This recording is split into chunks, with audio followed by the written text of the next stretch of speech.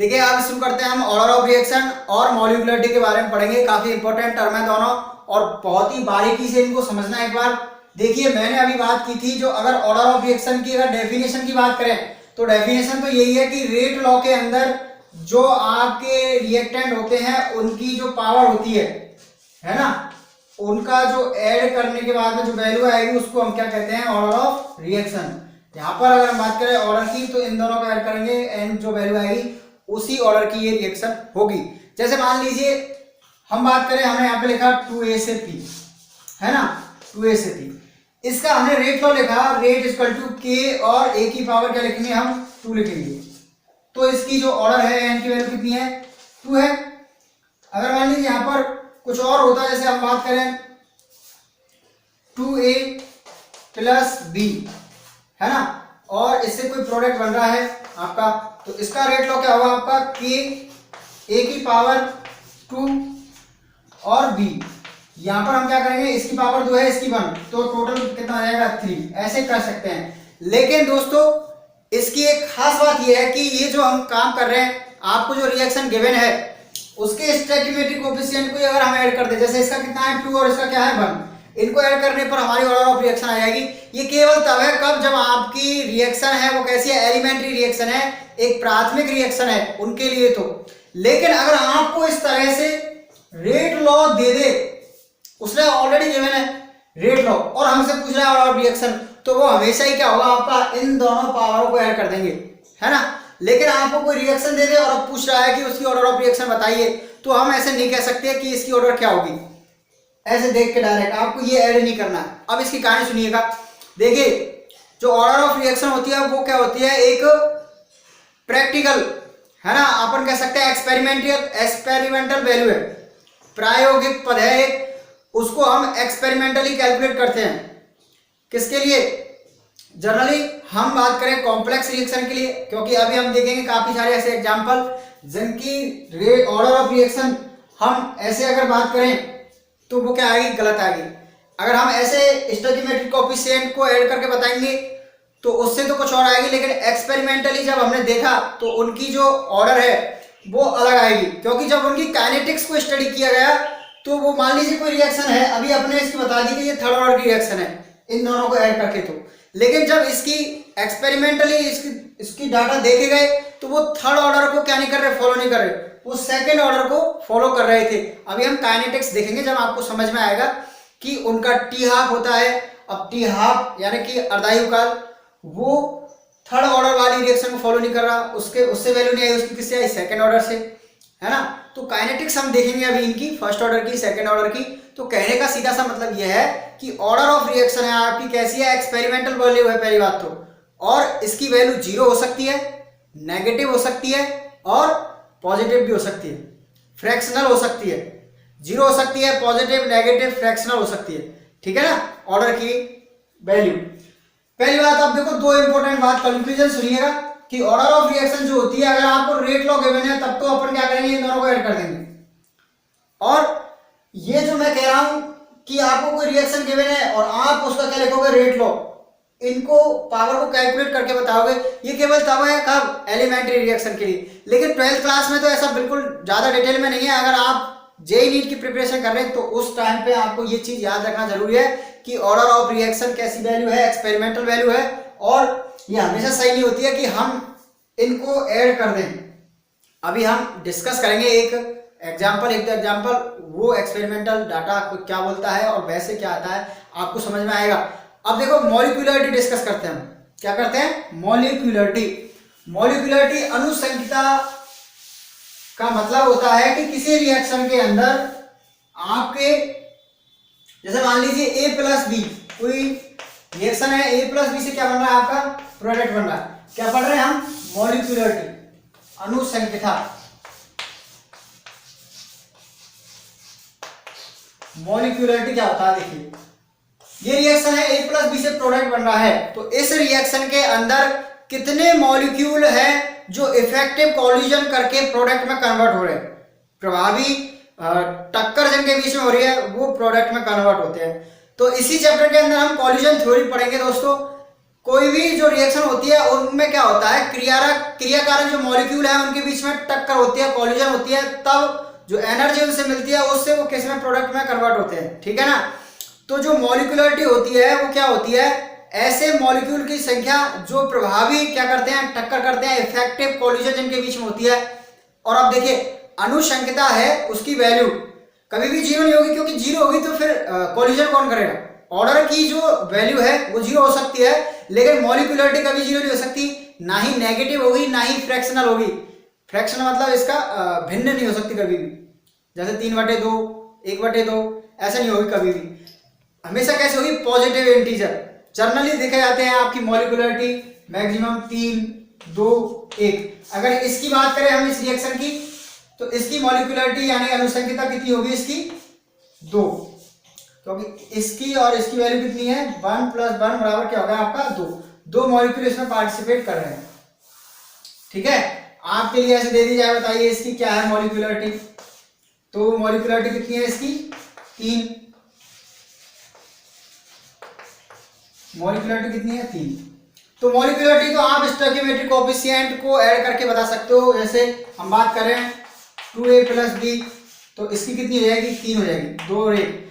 अब देखिए हमने अभी अगर इसका हम रेट लॉ लिख दें, चलिएगा इसका क्या लिख दें, रेट लॉ, तो आपको लगेगा कि मॉलिक्यूलरिटी और क्या आपकी जो ऑर्डर ऑफ रिएक्शन है वो सेम है। मान लीजिए मैंने लिखा 2a + b से प्रोडक्ट, इसका रेट लॉ लिख दिया मैंने, क्या आएगा, k a की पावर 2 और b की पावर 1। इसकी ऑर्डर हम क्या कहेंगे, 2 + 1 = 3, और मॉलिक्यूलरिटी भी कितनी है इसकी, 3। तो मॉलिक्यूलरिटी तो इसकी 3 है, इसमें तो कोई शक नहीं है ना। लेकिन ऑर्डर इसकी 3 हो भी सकती है और नहीं भी हो सकती है। अगर वो क्वेश्चन में कह दे ये प्राथमिक रिएक्शन है, प्राथमिक अभिक्रिया एलिमेंट्री रिएक्शन है, तब तो फिक्स है कि ये क्या हो जाएगी आपकी 3, ठीक है। और अगर वो कुछ नहीं कह रहा है तो हम इसकी गारंटी नहीं ले सकते, लेकिन अगर वो ऑलरेडी क्वेश्चन में कह रहा है कि ये थर्ड ऑर्डर की रिएक्शन है तो फिर है, सही है ना। चलिए अब बात करते हैं कि ऐसा क्यों है। प्राथमिक रिएक्शन की तो फिक्स है, जैसे देखिए हम एक एग्जांपल लेते हैं, N2O5 का विघटन, N2O5 है ना, इसका विघटन किसमें होता है आपका, 4NO2 + O2 में। इसको बैलेंस करेंगे तो आपको यहाँ लिखनी पड़ेगी। देखिए इसकी मॉलिक्यूलरिटी की अगर हम बात करें मॉलिक्यूलरिटी की, तो वो कितनी है, 3 है। लेकिन इसकी ऑर्डर की बात करें तो दोस्तों ऑर्डर 3 नहीं है, कितनी है, 2। ऑर्डर की बात करें तो इसकी ऑर्डर है आपकी, n की वैल्यू क्या है इसमें, n की वैल्यू 1 ही है। तो एक एग्जांपल ऐसा है, इसमें मॉलिक्यूलरिटी अलग है, देखो है ना। अगर हम बात करें कि मॉलिक्यूलरिटी और ऑर्डर हमेशा सेम नहीं हो सकती हैं, हमेशा सेम हो सकती हैं, ये क्या है, अलग अलग भी हो सकती हैं। ज्यादातर केस में क्या होता है, ये सेम होती हैं, लेकिन हमेशा सेम हो ऐसा जरूरी नहीं है, ठीक है। ये स्टेटमेंट बिल्कुल गलत है कि मॉलिक्यूलरिटी और ऑर्डर ऑफ रिएक्शन हमेशा कैसे होती हैं, सेम हो सकते हैं, नहीं, ये हमेशा सेम नहीं होती हैं। अब देखिए, देखो ये रिएक्शन में ये सेम नहीं है, इसका रीजन क्या है कि ये कॉम्प्लेक्स रिएक्शन है आपकी, एलिमेंट्री रिएक्शन नहीं है। कॉम्प्लेक्स रिएक्शन उसको बोलते हैं जो मोर देन 1 स्टेप में कंप्लीट होती है ना, एक से ज्यादा पदों में संपन्न होती है। अब देखिएगा इधर, इसको हम क्या करते हैं, इसकी मैकेनिज्म देखते हैं कि ये कैसे होती है, ठीक है। देखो सबसे पहले क्या है आपका, N2O5 विघटित होता है किसमें, N2O3 + O2 में। उसके बाद में ये N2O3 है आपका, ये विघटित होता है किसमें, आपका NO2, NO2 + NO में, सही है। उसके बाद में ये N2O5 जो है आपका, ये NO से रिएक्ट करता है और क्या बनाता है, ये बनाता है आपका 3NO2 + ये क्या बनेगा, 3NO2 बचे। तो देखो बैलेंस है आपकी। अब इस रिएक्शन को क्या करते हैं, हम ऐड करते हैं। तो इसको ऐड करेंगे तो देखो क्या होगा, N2O3 से आपका क्या जाएगा, N2O3 कैंसिल, NO से NO कैंसिल हो जाएगा, बचेगा क्या, एक N2O5 ये रहा, एक N2O5 ये रहा, एक NO2 ए रहा और 3 ए रहे, तो देखो ये हो जाएगी आपकी रिएक्शन ऐड करने पर 2N2 5 और 4NO2 प्लस O2 ये बचा। सही है। अब देखिएगा ये जो स्टेप है आपकी ये कैसी होती है, स्लो। पहली स्टेप क्या है इसमें, स्लो, मंद है ये वाली स्टेप। ये कैसी है, फास्ट है ना। और नीचे वाली थर्ड जो स्टेप है ये भी कैसी है, फास्ट। अब देखिएगा यहाँ पर एक इंपॉर्टेंट बात ये है कि जब भी हम किसी रिएक्शन की रेट की बात करते हैं तो उस रिएक्शन की जो रेट है वो कौन डिटरमाइन करता है, हमेशा स्लो स्टेप। कौन डिटरमाइन करता है, स्लो स्टेप। और इसी स्टेप को हम बोलते हैं RDS, रेट डिटरमाइनिंग स्टेप। यानी कि इस रिएक्शन की जो रेट होगी वो ये वाली स्टेप क्या करेगी, डिसाइड करेगी। और इस स्टेप के अकॉर्डिंग अगर हम बात करें, इसका रेट लॉ लिखें आप, इस रिएक्शन के इस स्टेप के अकॉर्डिंग रेट लॉ लिखेंगे तो क्या आएगा, R=K_N2O5। तो आप देख पा रहे हो कि यहां पर ऑर्डर ऑफ रिएक्शन कितनी है, 1। ठीक है, आई बात समझ में। तो यही रीजन है कि एलिमेंट्री रिएक्शन में तो क्या होता है, एक ही स्टेप में कंप्लीट हो जाती है आपकी रिएक्शन, तो उसमें तो जो स्टोइकियोमेट्रिक कोएफिशिएंट है वही ऑर्डर ऑफ रिएक्शन हो जाएगा। लेकिन जो कॉम्प्लेक्स रिएक्शन है वो स्टेप में कंप्लीट होती है, तो उन स्टेपों में जो स्लो स्टेप हो गई आपकी, वही क्या करेगा, आपकी रेट ऑफ रिएक्शन को डिटरमाइन करेगी। इसलिए हम कह सकते हैं कि मॉलिक्यूलरिटी और ऑर्डर ऑफ रिएक्शन हमेशा सेम हो, ये बिल्कुल जरूरी नहीं है। ठीक है, ऐसे एक और एग्जांपल देखते हैं हम, क्या, एस्टर का जल अपघटन। एस्टर का जल अपघटन अगर हम कैसा कराएं, अम्लीय जल अपघटन कराएं एसिड की प्रेजेंस में, तो आप देखोगे कि क्या बनेगा। देखिए एसिड लेते हैं हम CH3 और एस्टर लेते हैं CH3COO C2H5, ठीक है, एसिटिक एस्टर प्लस H2। और इसका क्या करा रहे हैं हम, एसिडिक जल अपघटन करा रहे हैं, एसिटिक हाइड्रोलाइसिस करा रहे हैं। तो क्या बनेगा, एक तो बनेगा एसिड CH3COH प्लस आपका क्या बनेगा, एल्कोहल बनेगा C2H5 और OH, एसिड और एल्कोहल बन गया। इसका जो हम रेट लॉ आता है एक्सपेरिमेंटल, वो क्या आता है देखिएगा आपकी, और किस पर डिपेंड करेगी, केवल रेट CH3COO C2H5। देखो ये है इसका रेट लॉ एक्सपेरिमेंटल, ठीक है। इसके अकॉर्डिंग अगर हम बात करें, आपकी जो ऑर्डर होगी वो कितनी होगी, फर्स्ट ऑर्डर रिएक्शन होगी ये, यानी कि जो ऑर्डर है रिएक्शन में वो कितना है, 1। और इसकी मॉलिक्यूलरिटी कितनी होगी, मॉलिक्यूलरिटी हो जाएगी इसकी आपकी कितनी, मॉलिक्यूलरिटी हो जाएगी 2, ठीक है ना। क्योंकि देखो 1 तो ये है आपका और एक ये है 2, मॉलिक्यूलरिटी कितनी है, 2।